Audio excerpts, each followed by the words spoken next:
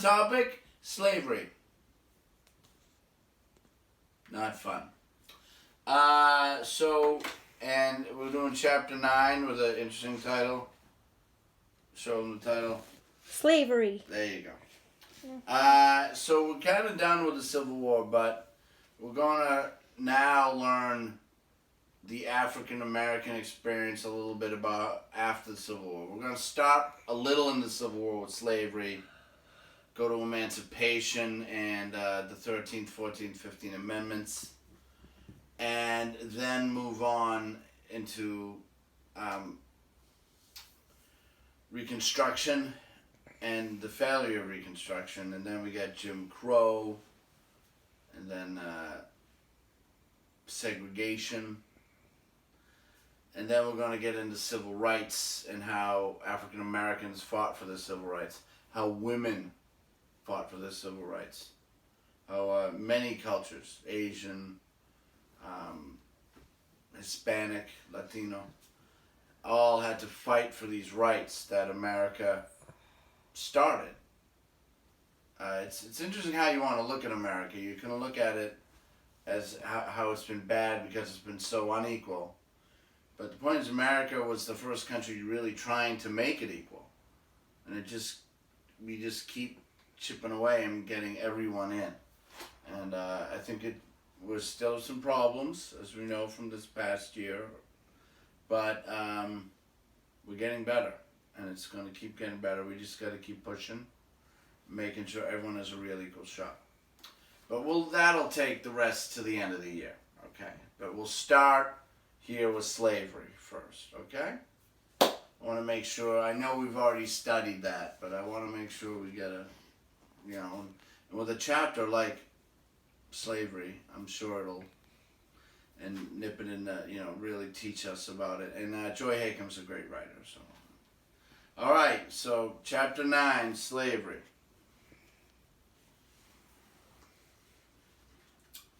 Thomas Jefferson, James Madison, and George Washington thought the South would give up slavery on its own. Those Virginia founders were ashamed of slavery. They believed it would gradually disappear. They were wrong. The slave system became stronger. But it almost happened. In December of 1831, the Virginia Assembly debated the issue of freedom for their slaves. Virginians were jittery and perturbed and agitated. A few months earlier in August, a slave named Nat Turner had led a revolt. Turner was a preacher who believed God had chosen him to free the slaves. He and his followers killed 55 whites before they were captured and killed. 100 blacks were slaughtered in the search for Turner. The killings on both sides were too much for decent people to accept. A Virginia legislator said, "We talk of freedom while slavery exists in the land." Thomas Jefferson's grandson presented Jefferson's plan for gradual emancipation to the Virginia General Assembly. It suggested that slave owners be paid for their slaves. Many Virginians wanted to free the slaves, but others felt they could not exist without slavery. Many wondered what would happen to the African Americans if they were free. Where would they live? Would they find jobs? Should they be sent back to Africa? The General Assembly's vote was close, 73 to 82. But those who were for slavery won. The other side never got another chance. Southern white slaveholders were now scared of slave uprisings. They knew that in Santo Domingo, Haiti, a brilliant self-educated slave named Toussaint Louverture had led a successful rebellion that left 60,000 people dead. If you remember, we studied that Haitian Revolution a couple months ago, in 1803. Because of the fear, new harsh laws were passed that made life even more difficult for the slaves. Laws could have been passed to make slavery more humane. Laws could have been passed to prevent the selling of children and the separating of husband and wives. They were not.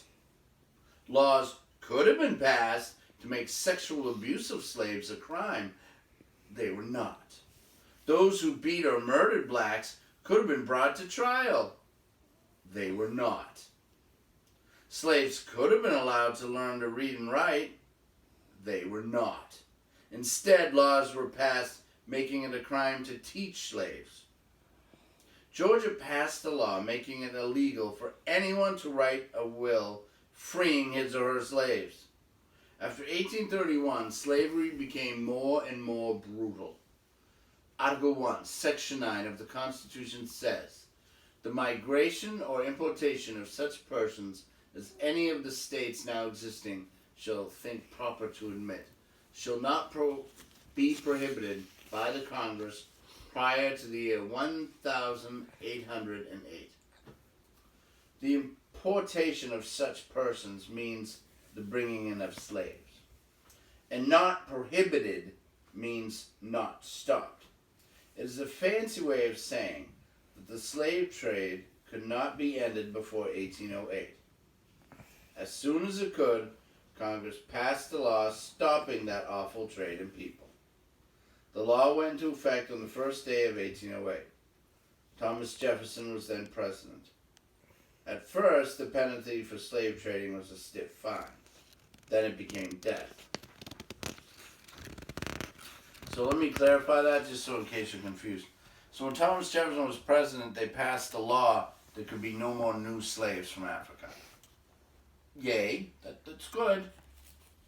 But the ones who were here, yeah, no, they weren't free. But that didn't stop the slavers. There was too much money to be made selling slaves. Soon there was a busy illegal slave trade. Just as in the 20th century, there was an illegal drug trade. Southerner William Fitzhugh said that slavery was the natural and normal condition of laboring men, and the slave trade should be legal again. Only about 1/4 of the 1.55, so that'd be nearly 1.5 million white families in the South actually owned slaves. So let's get that.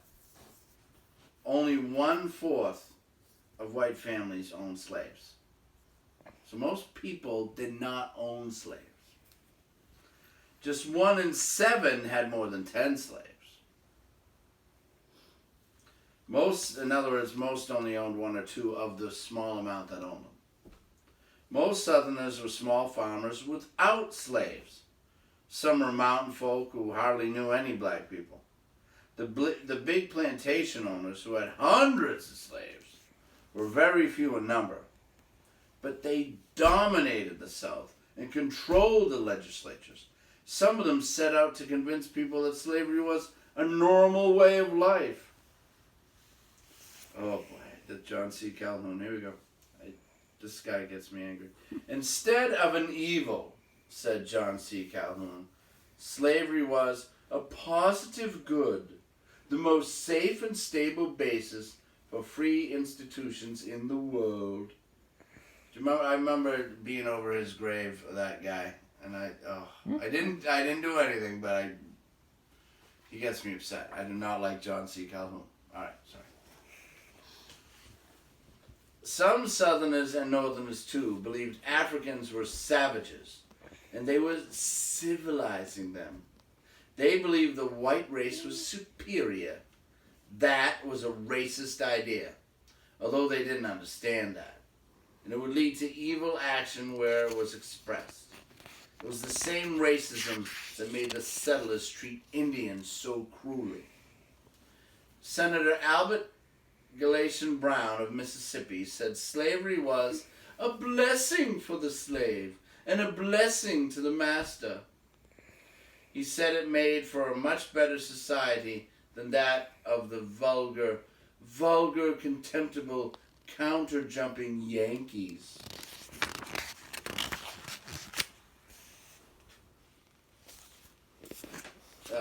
The North isn't perfect, but, that's ridiculous.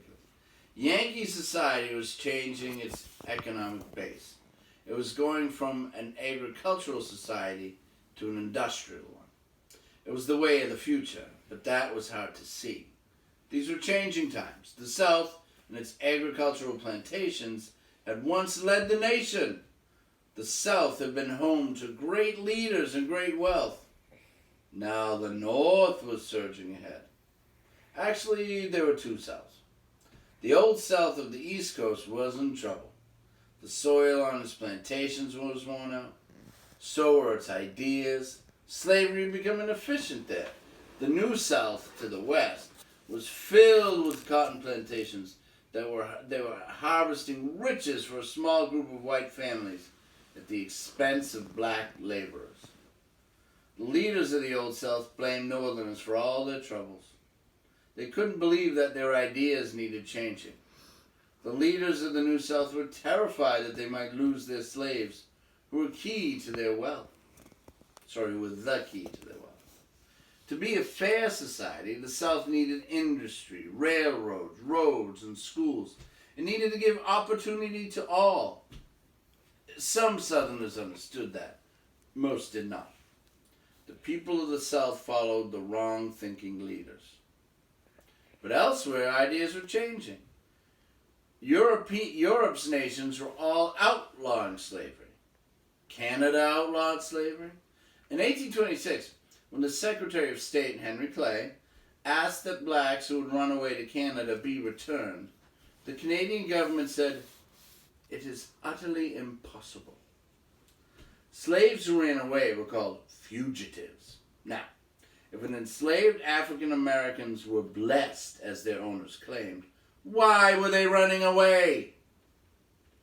By 1850, there were about 30,000 fugitives in the North, worth some $15 million. Something must be done, said the slave owners. $15 million is a lot of money. A fugitive slave law was passed. It was part of the Compromise of 1850. The fugitive slave law forced Northerners to return slaves to their owners or face criminal charges. It made Northerners very angry. In 1854, Anthony Burns, a fugitive slave, was arrested in Boston. He was to be returned to slavery. Bostonians were outraged. On June 2nd, Burns was led to the city's Long Wharf. By the way, that's right where the aquarium is, so forgetting that. That's right there. And put on a boat heading south. 1,000 policemen were needed to guard him. Bells tolled. Shops in the city were draped in black. Mobs howled, "Shame! Shame!" at the police. That day, the government spent almost $100,000 to keep order and return one man to slavery. So, in case you're not getting the picture, that meant Boston was furious they were sending this African American back to slavery. And it took all those police because they were trying to free him back. So, that's a good thing for Boston, right? Try and do the right thing. So slavery is just really evil, disgusting. It happened. We got to be honest about it. It's hard to imagine. But we did get rid of it, and we're going to learn about that. And we still got some ways to go for equality. So let's keep trying, and let's go to the next chapter. All right, so let's get out of this evil. Next chapter can be a little fun because at least we're freeing the slaves, and then we'll go back to some just bad news. All right, we'll see you tomorrow. Bye. Say bye, Connor. Bye.